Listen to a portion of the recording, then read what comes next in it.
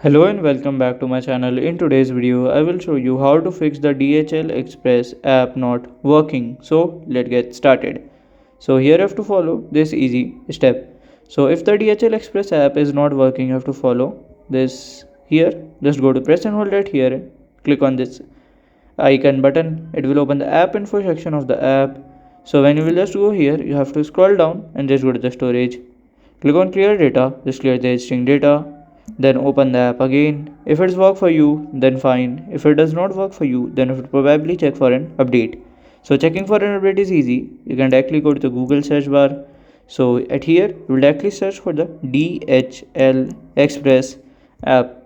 From here download the latest version and it will work on your device. So by this way you can fix it, and if you have any question related to this, you can let me know in my comment section. And if you find this video helpful, make sure you like, subscribe and share the video. Thank you for watching.